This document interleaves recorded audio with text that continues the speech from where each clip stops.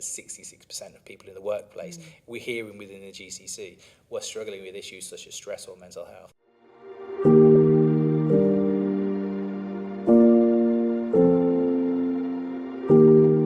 It's a very deeply personal experience. I hope it opens a lot of people's eyes, perhaps triggers something inside. Why do we still have so much stigma around mental health? They really got under my skin, and it got to the point where when my WhatsApp would go off, my entire body would tighten.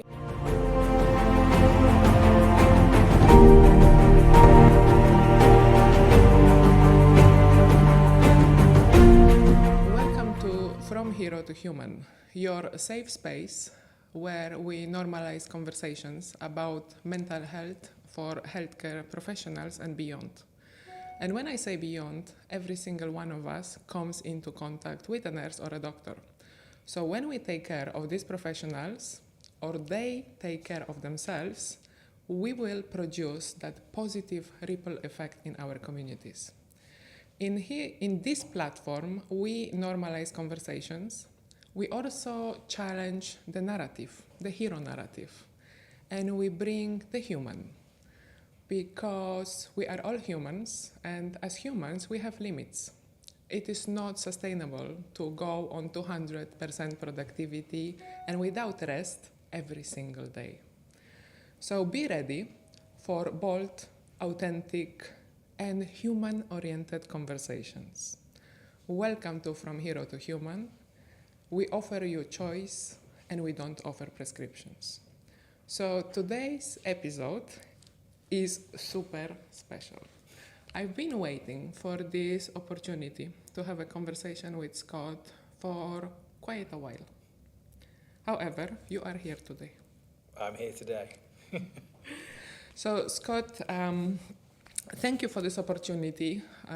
Jokes aside, I really believe that everything happens for a reason and at the right time. So the fact that we are sitting here on Friday afternoon on Mother's Day, in the holy month of Ramadan, there is, I'm sure, significance to it. Absolutely. It's a happy Friday as well. It's a happy Friday as well. It's the weekend, right? So Let us infuse this weekend mode. And we were just talking about our dogs. Absolutely, yeah. About your children and about all the fun activities that are going to come into play. So introduction about Scott. So Scott Armstrong is the founder of Mental, a mental health platform based in Dubai that focuses on promoting mental health awareness and well-being in the workplaces.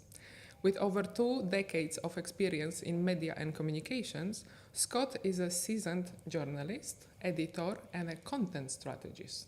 And prior to founding Mental, he served as the editor-in-chief of Arabian Business, where he was instrumental in shaping editorial strategies.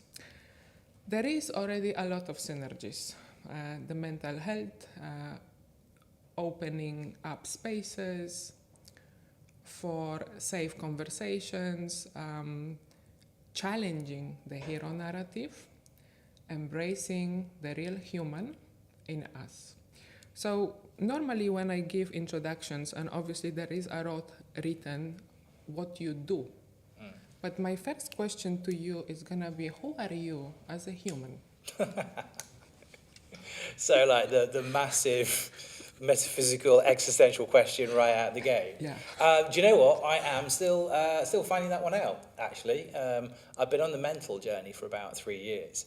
A couple of years prior to that, there's kind of quite a few things that happened that woke me up to quite a lot of things that were going on in my life. But I actually remember sitting down with Ray from Raise Your Health, and she was a guest on a podcast I was doing at the time with Arabian Business, and she asked me that question. She said, like outside of the roles, be it father, be it editor-in-chief, like who is Scott? And at the time, the question absolutely floored me, because I would say, I use the word seasoned, which basically means old.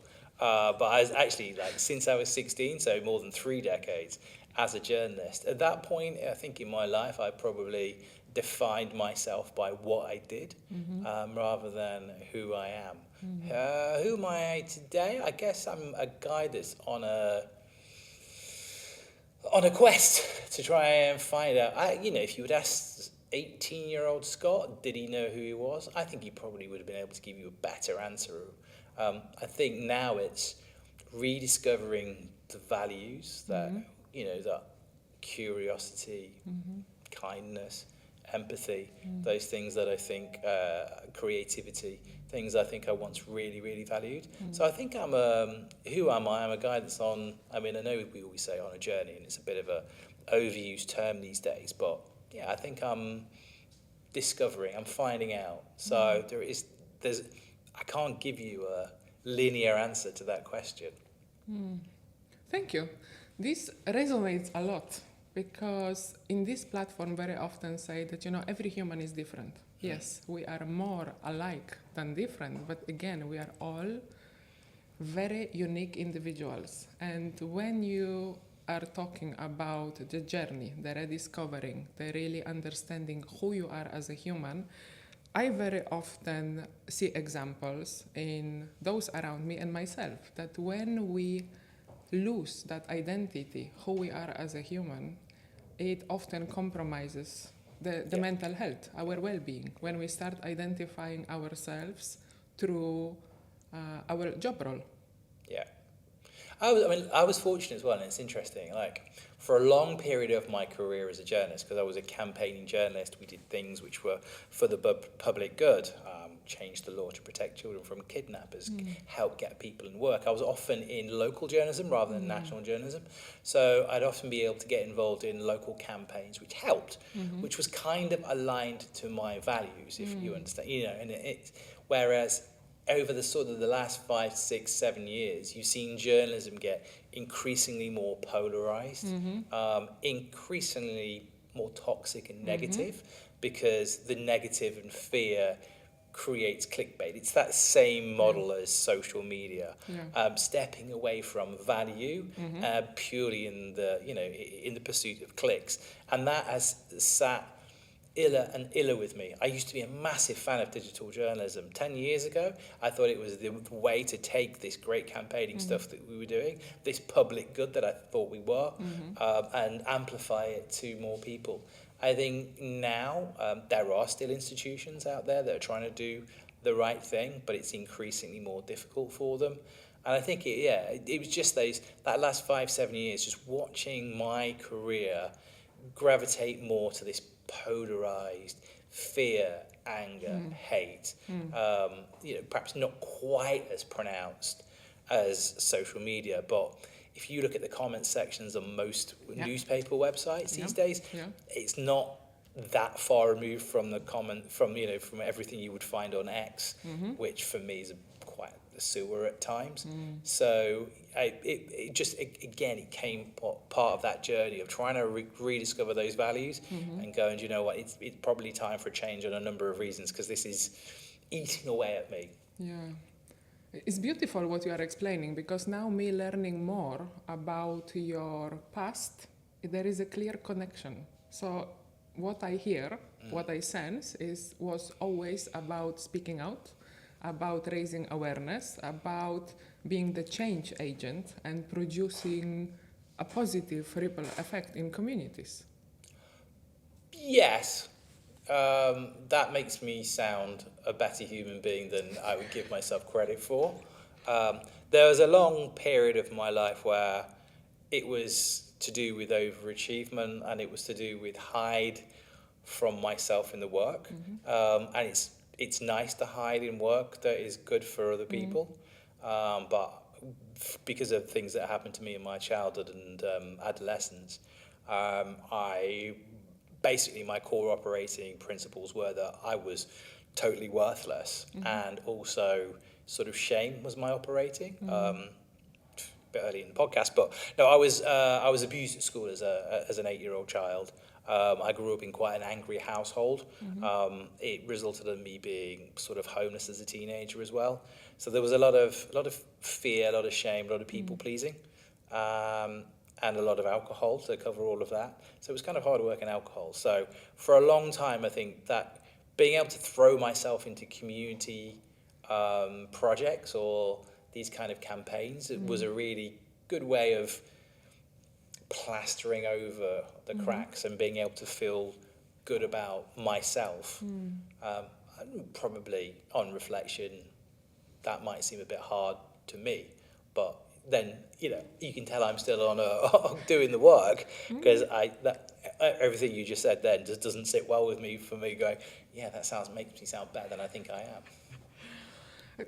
Again, what I see, because I'm a very visual person, and when you are doing your magical storytelling, it is a person who was able to turn pain into something good. You didn't stay in that space that perhaps you were not embracing your best qualities. Well, I mean, I stayed in that pain for more than 3 decades, so I kind of hid away from it for a long time. And it's really the past 3 years where this is really, particularly the childhood stuff has really kind of come out while I've been doing the work. I thought that I started this journey for my father's story, which I'm sure we'll get into. But in the end, it turned, and I thought I was doing it for my father, and I thought I was doing it for my children. And over the past 3 years, it's kind of been absolutely clear that I'm doing this as much for myself, and to try and reconcile the things that have happened to me, as much as trying to create a better future for my 9-year-old daughter, or trying to take something from the passing of my father that can help other people. Yeah. So, again, I can see you in a good space now, and you are refilling that cup, because when your cup is full, you are able to pour for others, whether it is your daughter or the community that you are building, and it's already quite strong around here in the UAE. Yeah. Again, and I think my therapist that would be weeping as she watched this, which would be kind of like that, trying to get comfortable with someone paying me a compliment and basically just being able to say, thank you for saying that, that's really nice, it makes me feel good, as opposed to that, that's not me. I am definitely in a better space. It's a different space. I'm an entrepreneur, which even that sounds like over-egging the pudding, but I am. I run this thing. It's my mission. Whether it stands or falls, and is able to pay my daughter's school fees and the increasing rents here in Dubai, is all on my shoulders. So that's a different pressure. There are highs and there are lows, but it's the best job I've ever had. And again, there's me defining myself as a job as opposed to an individual. But yeah, I guess I am. There's been some painful conversations, some of the most painful conversations over the past 2-3 years that I've ever had. But yeah, I do think I'm doing better. Amazing.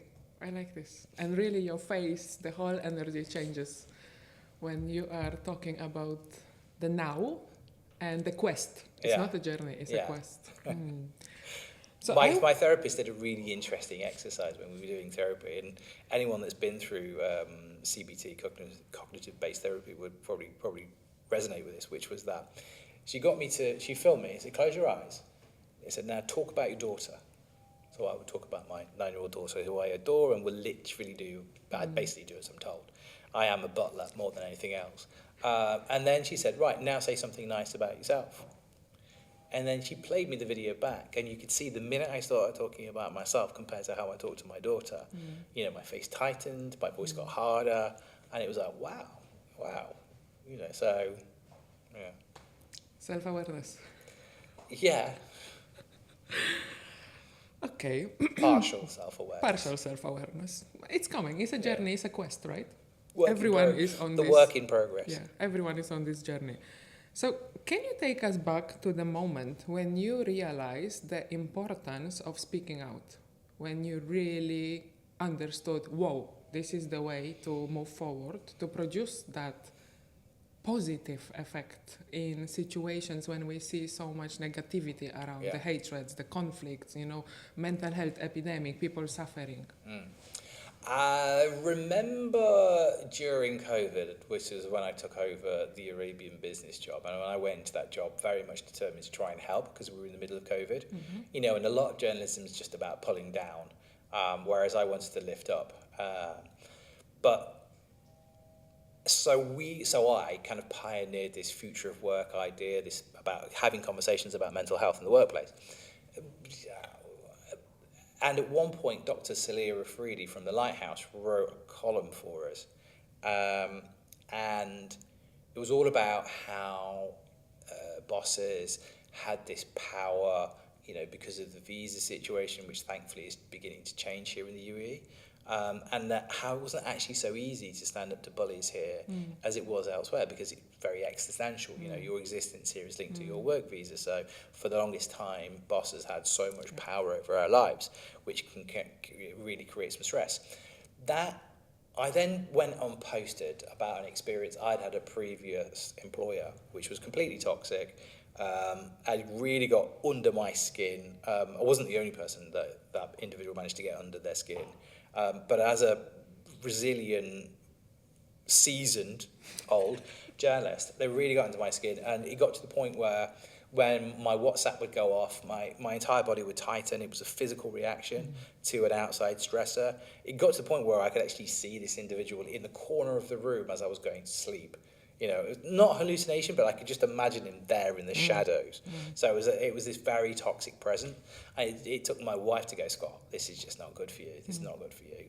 We need to try and change this. And thankfully, I did manage to change it and get out of that situation. But I posted about this on LinkedIn. And I had so many people respond to that message going, oh my goodness, I thought it was just me. And this is something I hear a lot, in that almost everybody that's struggling often is feeling very, very isolated and thinks it's just them, thinks it's their issue, thinks it's their weakness, when it actually isn't.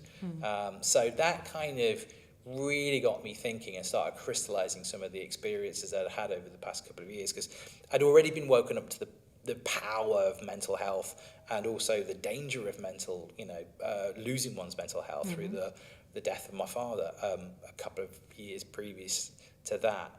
He had struggled with depression, had not been able to tell me about it, and while my childhood was pretty traumatic, we'd actually had a reasonable relationship. Well, we were friends as adults to a degree, but he couldn't open up to pretty much anyone about what he was going through. But when that depression took hold of him, we basically lost him in 3 months, and he drank himself to death. And I kind of remember, it always seems a bit Hollywood and cliche, but I remember looking down at his body in the open casket on the day of his funeral, going, why could we not have those conversations? So that had opened my eyes. So it was kind of like that. Once you see it, you can't unsee it. Yeah.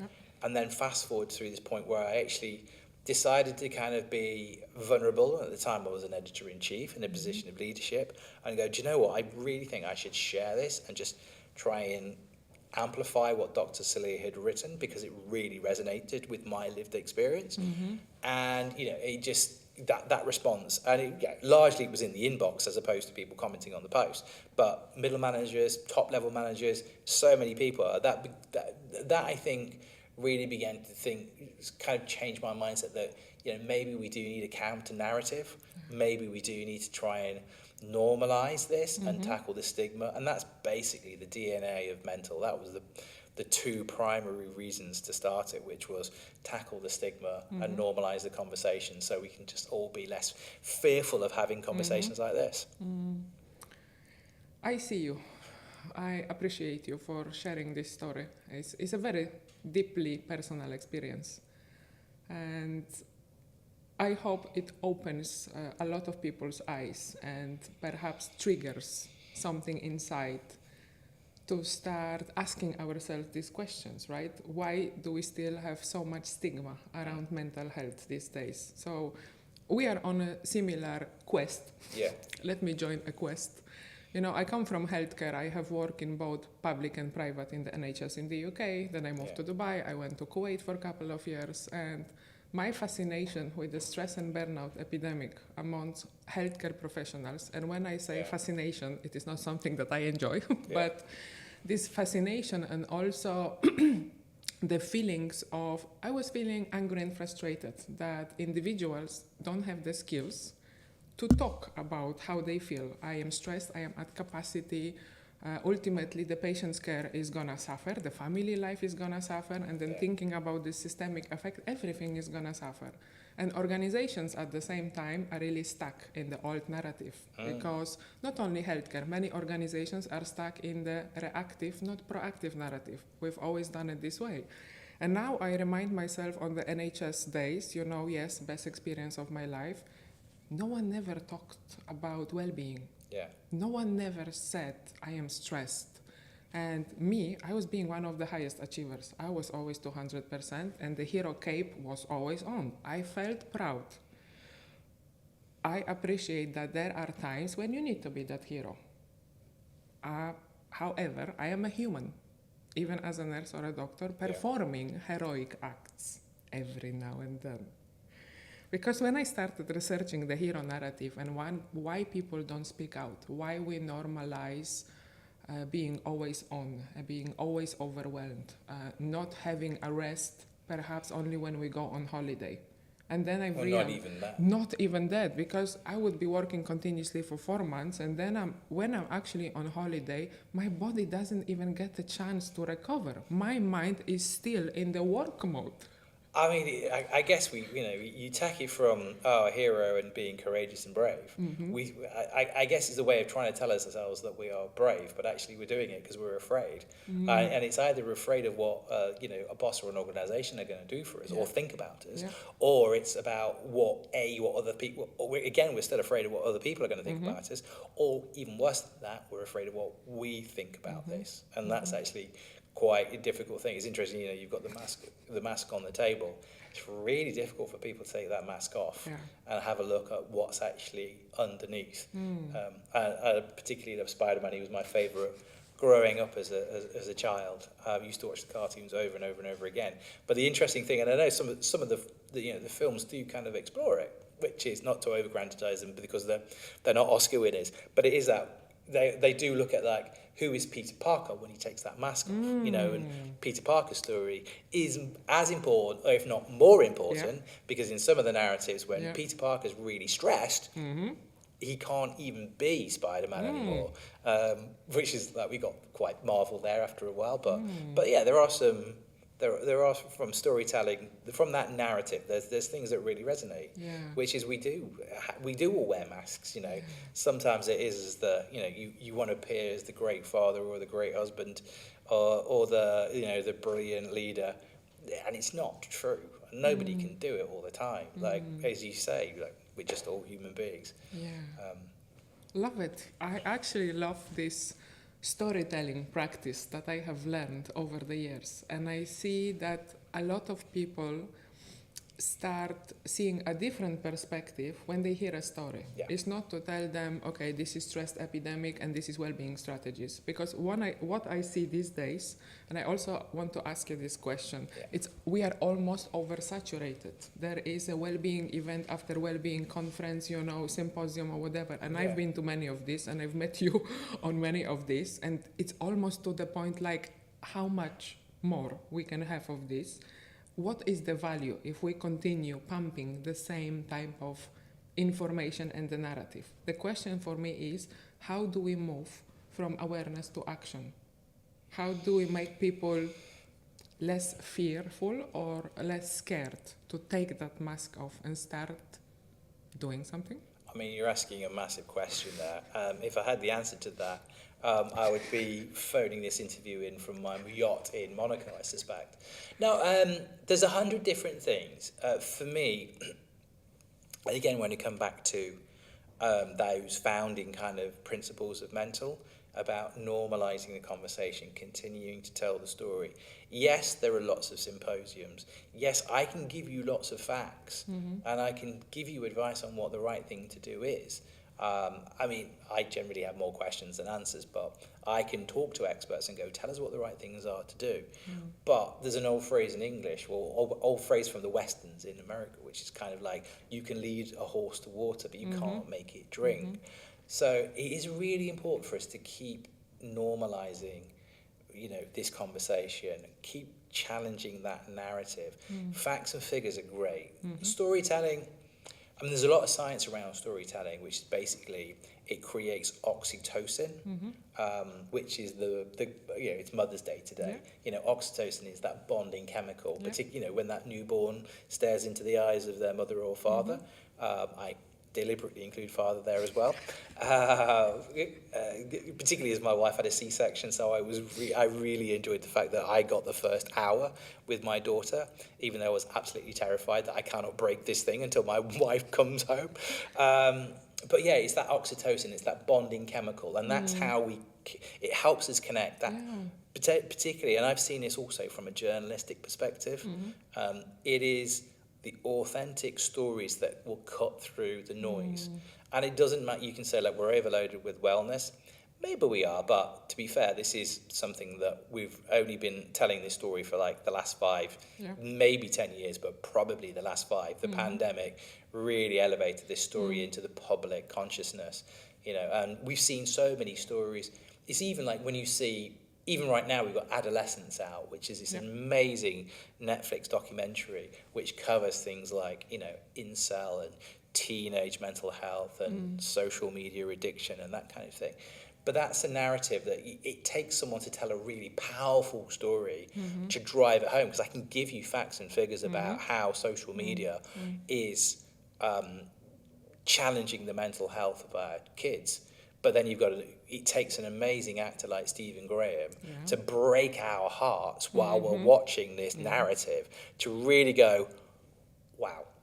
And then that's when we start thinking about that as human beings in our lives. Like, I've given you some facts. It's kind of behavioral science, isn't it? It's the same way that I know I need to go to the gym more, and I am going to the gym a bit more. You can give me all the facts and figures about how, being over 50, I need to weight train and that sort of thing.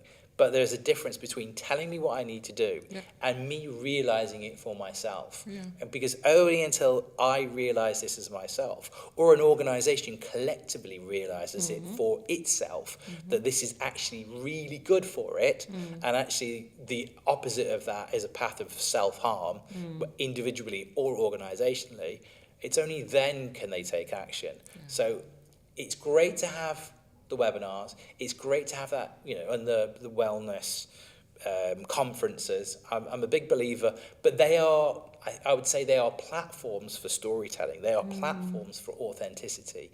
The best scientists I've seen give you the facts and figures, but they give you them in a way that, if you ever watch Brian Cox, who's this brilliant scientist from the UK, but he's entertaining and he tells stories and he educates you while telling a story, and you go, So I think 5 years in is not a long time for for a narrative such as this to really gain, mass adoption.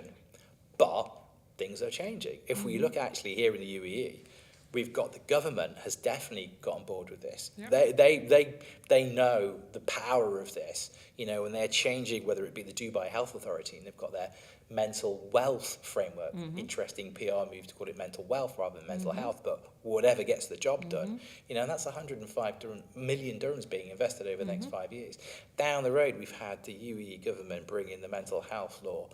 So it's no longer it's illegal now for employers to discriminate against employees with mental health conditions. And there's a whole mental health strategy. Where we need to now get to is where the private sector wakes up. Mental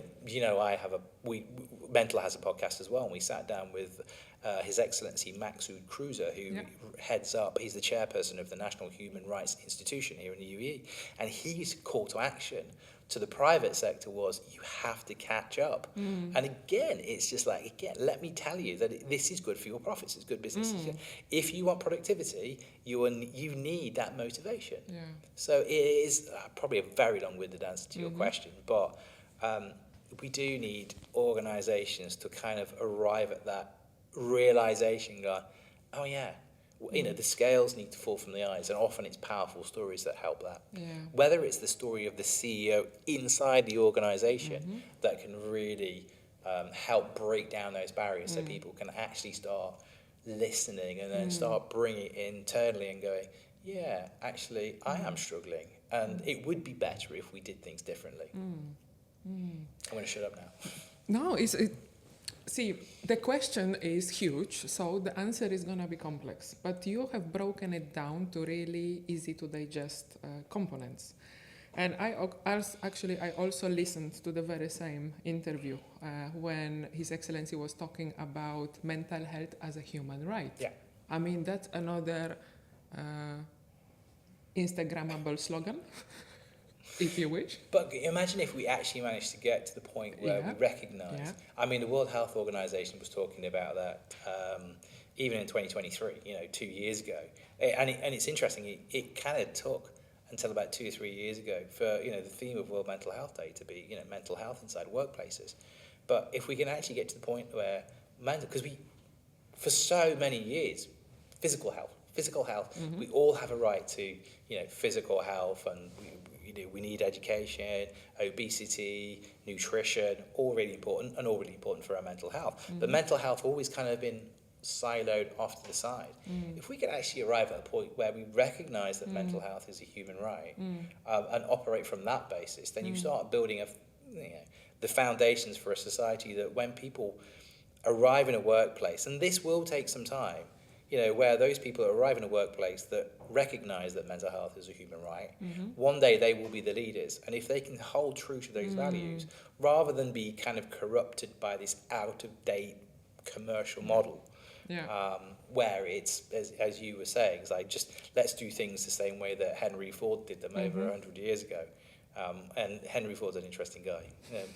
Not a nice guy, but equally, Henry Ford brought this kind of 9-to-5 working week in a way of creating some stability in people's lives and actually allowing his employees, even though he was not a humanitarian, he was actually deeply racist, but even then, he, as a pragmatic businessman, recognized that allowing his employees some downtime to reconnect, because before then they were working 6 or 7 days a week, and that's a system that was 100 years ago when we were working on manufacturing plants.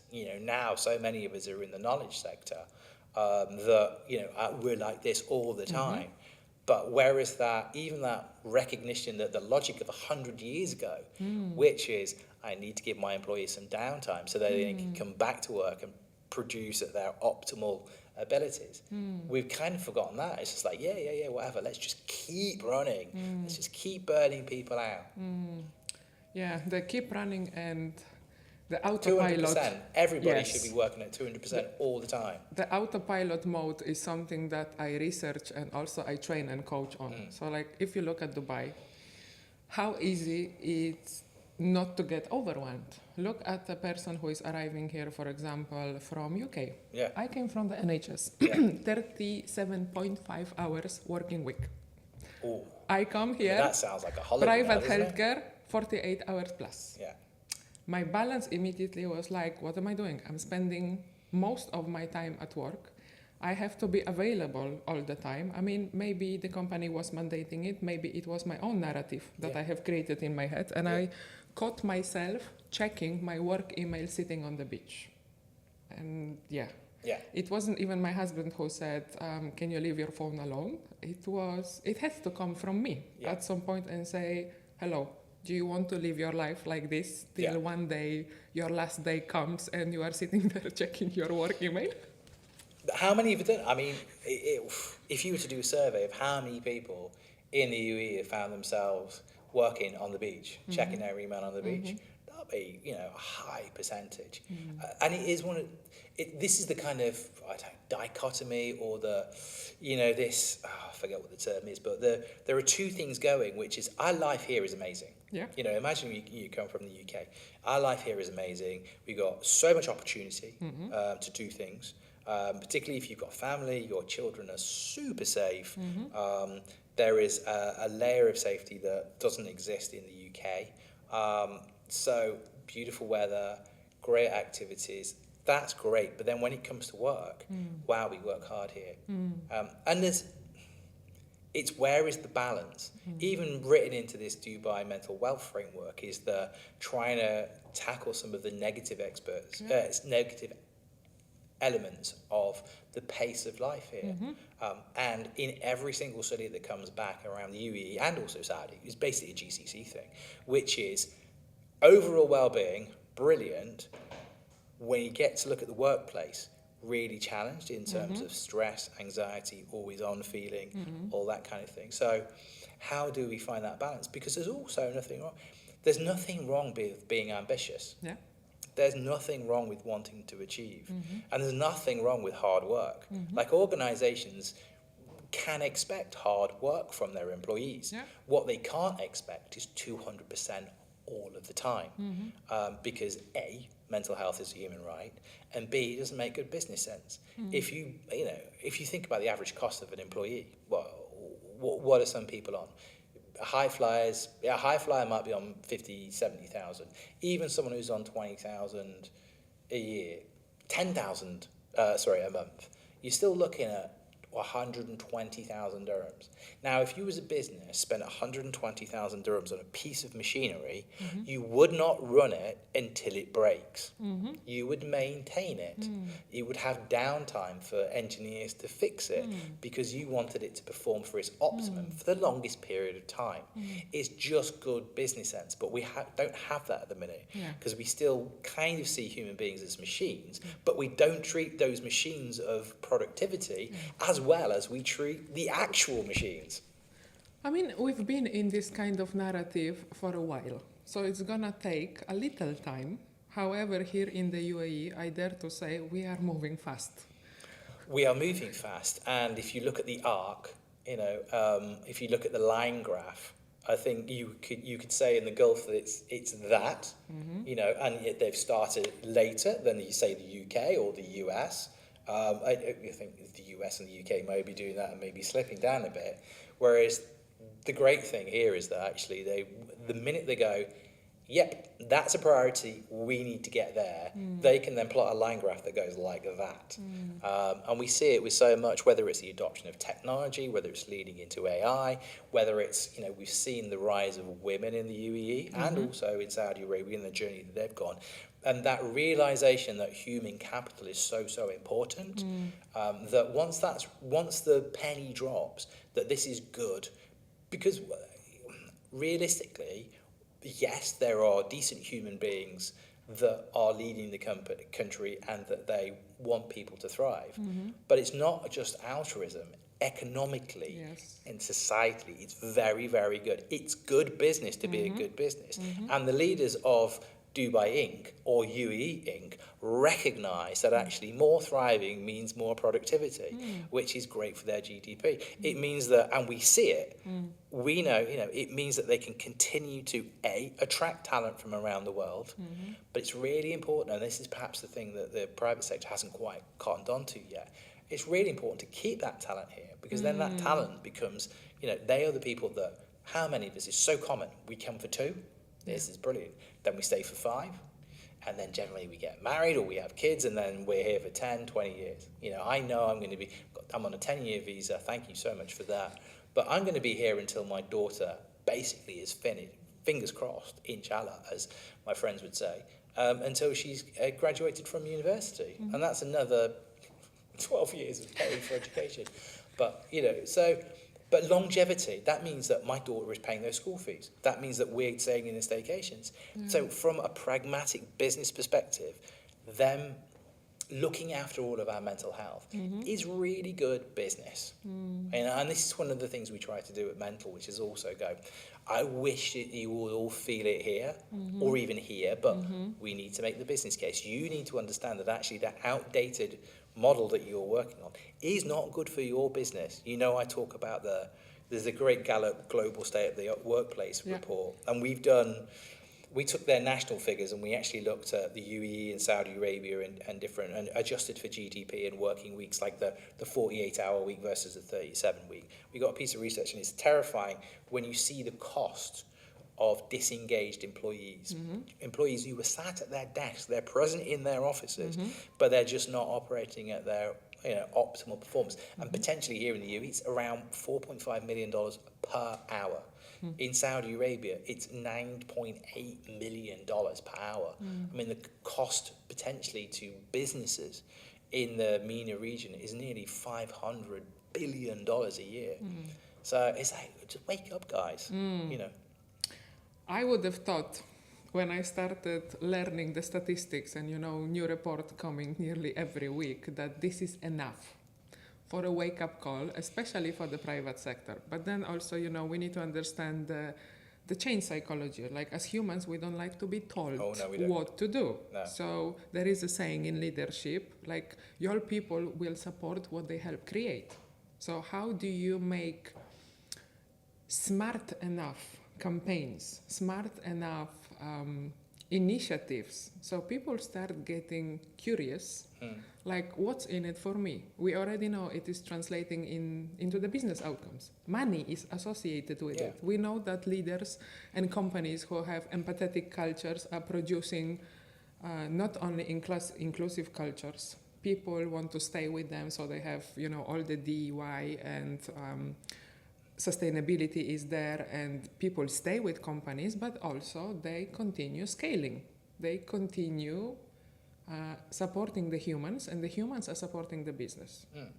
So where I'm going with this, something that really interests me is the leadership evolution. Some call it revolution. So either evolution or revolution. So we have moved from a leadership that used to be about the muscle, then it was about the brain, so all the KPIs, statistics, and now we see a lot of visionary leaders and thinkers, thought leaders, talk about the leadership being about the heart.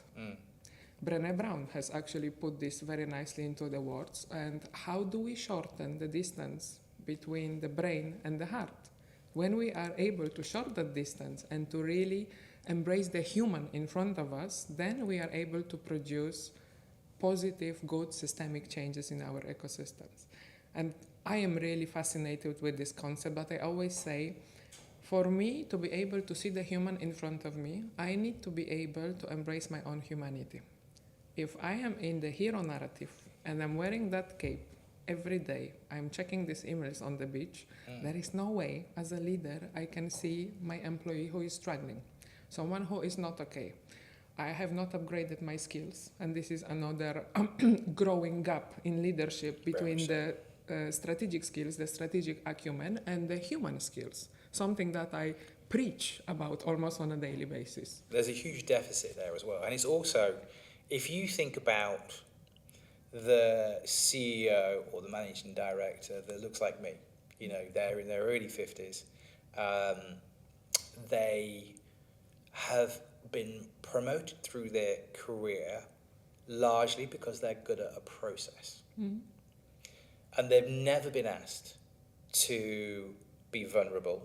They've never had to open up or even hear their employees. For 30 years, it was basically, I say this, you do this.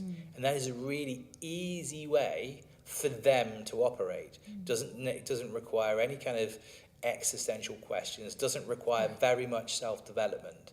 And then all of a sudden we've kind of societies, which also is why I think Trump's, not to get too political, but this whole war against DEI woke policies in the US, why so many leaders in the States have jumped onto this as an opportunity. It's an opportunity to hide from themselves. It's an opportunity to not ask difficult questions of their organizations and how they do it. Now, that's not to say that D&I is being done exclusively right in every... I think particularly in the US, it's been very much mandated, and perhaps it's a lot about diversity. And I was talking to the great Sarah Christensen recently, who's a brilliant D&I expert, talking about it was all diversity, being no equity and no inclusion. So we're kind of opening the door but not going down through the journey.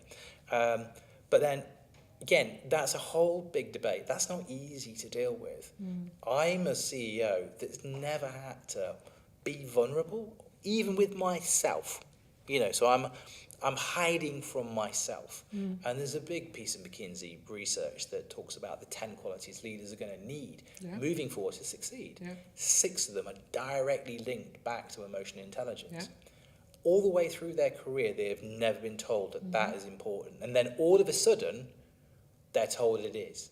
So there's a lot of fear in that top strata, particularly men who are in the C-suite, because they just don't know how to adapt. And it is that, do they want to evolve or do they want to die? And if they think they're going to die, then all they can do is double down on what they've got and try and stop change or stop that evolution. And I think that's a little bit what we're seeing in, you know, with this DE&I thing. It's very, very easy to deflect away from this. Oh yeah, no, this is not good for business. There isn't a single study I've seen, credible study. Yeah. There may be a couple funded by ultra right-wing organisations, but you look at any research house in the world, whether it be the PwCs or your EYs or your Boston Global Consultings or your McKinseys, there's not a single piece of research that tells us that DE&I is bad for business. Yeah. It might be bad for frightened leaders. It might be bad for those small little boys that are sitting in the CEO's chair, that when they start meetings go, I'm going to tell you what's going to happen, as opposed to, here's an issue, I really want to hear what everyone has to say about this, so then I can evaluate what's been said and arrive at a decision. How many, we've got these little boys who are sitting in big chairs going, I see this, because again, they think that the hero narrative, to come back to, eventually bring it back round to it, but they feel that I must be the hero. Nobody can see my weakness, you know. But even Superman had a weakness, you know. Yeah. There isn't a single superhero created that is ultimately not flawed in some way, because if they were, they wouldn't be a hero. Again, we are going in the direction of human-oriented leadership, of embracing the human in me, so I can see the human in you. Yeah. And also organizations like Thinkers 50 and Global Economic Forum already highlighted a few years back that emotional agility, mental, capacity to see the other human are these skills that will differentiate between the effective leaders, the ones who are human-oriented, and the ones who are simply leading with the muscle. So it's all about outcome productivity. No human is regarded in the process. So this is a fascination, and really I enjoy watching the evolution and what is coming, because it's coming and we cannot ignore it. And you can't, because it's a generational thing as well. I mean, we know that the Gen Z, we know that the millennials have a greater understanding of mental health. We know that the Gen Zs have also that greater understanding and a greater expectation of mental health. And there is a narrative and there is an argument to say, has the pendulum swung too far, in terms of it's all mental health and there's absolutely no expectation of achievement or hard work. Perhaps it is. It will swing back again, but it's never going to swing so far back that mental health should be taken off the table.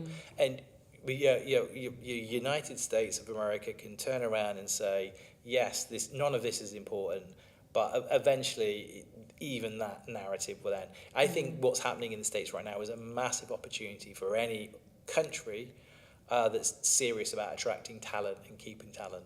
And we've already got this narrative here in the UAE and in Saudi Arabia. I was in conferences in Saudi Arabia listening to leaderships of organizations, not just the 2030 plan, but private organizations in the kingdom who, again, talking about D&I, but not just D&I exclusively, well-being, thriving.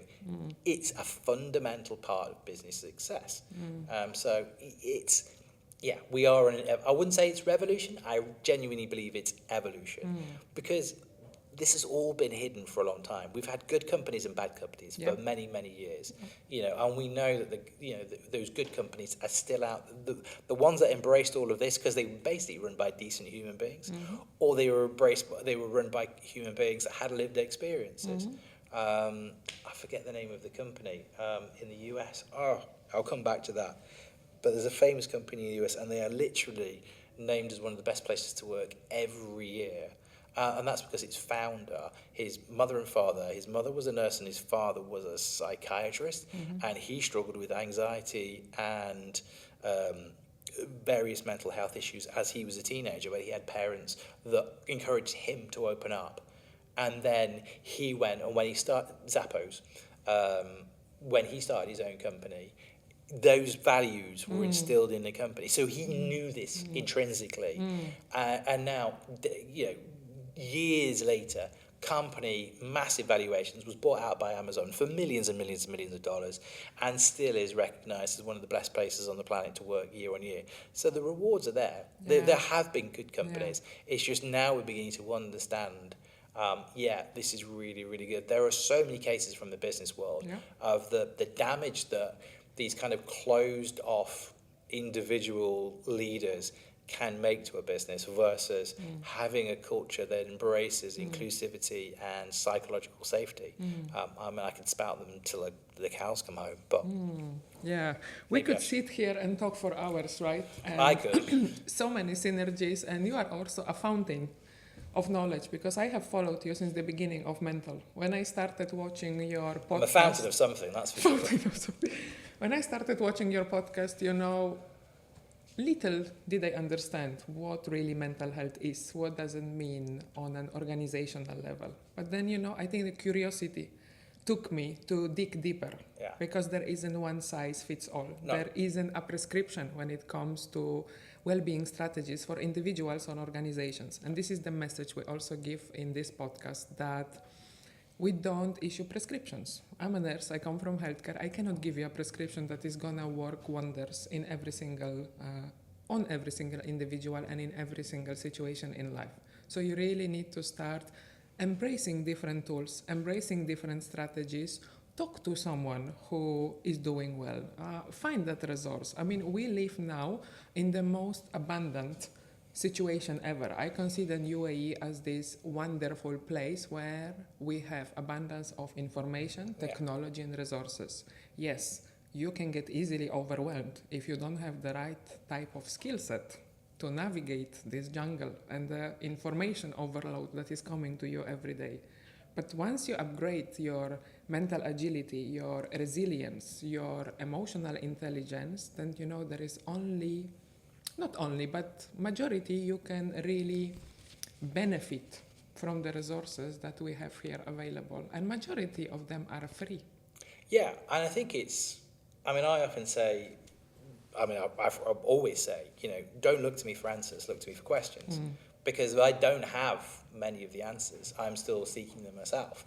I'm fortunate enough to sit down with lots of people that can give you different sets of answers. I sit down with people who've been clinically trained. But for me, the most important aspect is asking those questions, and it's that curiosity.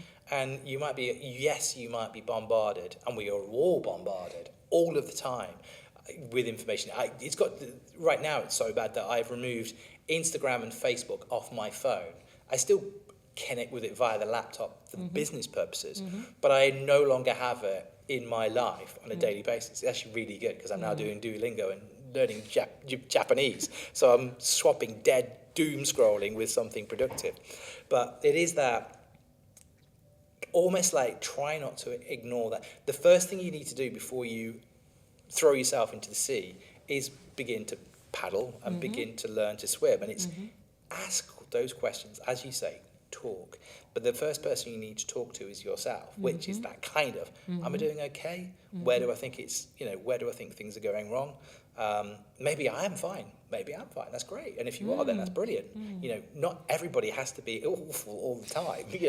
We can be happy, but we can be happy and having struggles in our life all the time. It's just having that open conversation with yourself and going, right, do you know what? Then what do I need to do? Do I need to just talk to a friend? Which actually can be difficult because you have to then open up and be vulnerable.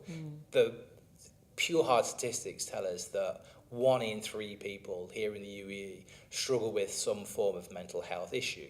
So statistically, you're likely to be on safe ground. McKinsey did another piece of research which said that 66% of people in the workplace, we're hearing within the GCC, were struggling with issues such as stress or mental health. So again, that's 2/3, the majority. So actually the science tells us that if you feel that you're isolated, you are not. In fact, you are in the majority, not the minority. It's not the fact that you have some unique weakness, it's that you are a human being, and actually most of us are struggling. So start with that conversation with yourself. If you recognize that there's something there, then reach out to that person that you trust. Don't be afraid of therapy. Therapies can be really beneficial. You've got to arrive at it at the right time, ask the right questions. Can be really difficult. They call it work for a reason. But it is that, just start with the question. Start with that conversation with yourself, I think is my learned experience on that one. Because yes, there is a sea of information, but it's a bit like when you when you first start using ChatGPT in some ways, I kind of felt this, which is like, the more you can refine your question, the better the response. Yeah. And you have to do that work to refine the question. AI won't do it for you. And again, it's the same with your mental health. It's like, okay, what are the issues that I'm facing? Is it that I feel lonely? Really powerful. As bad for your physical health as smoking 15 cigarettes a day. Is it that I've got anxiety? Where's that coming from? Is it day-to-day stress? What are the stresses? Is it linked to something? You know, none of us are, we're all our own worst enemy all the time.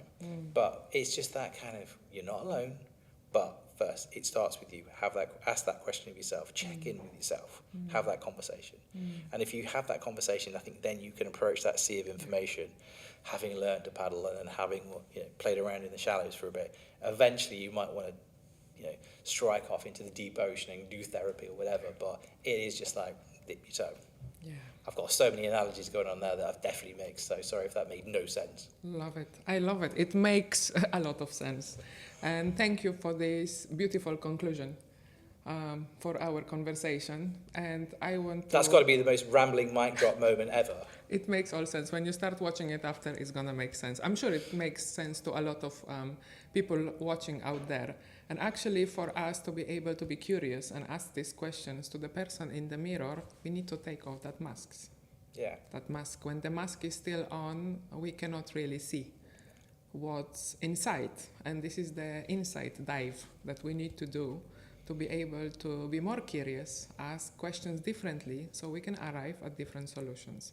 So Scott, thank you so much for this conversation. Truly enjoyable talking about stress and burnout epidemic, but also talking about solutions, talking about shifting that narrative, talking about challenging the status quo, and so openly sharing your vulnerabilities, sharing stories, and how you were able to turn some of the most painful moments in your life to arriving in the space where you are okay, as you said, even though you are hard to accept compliments.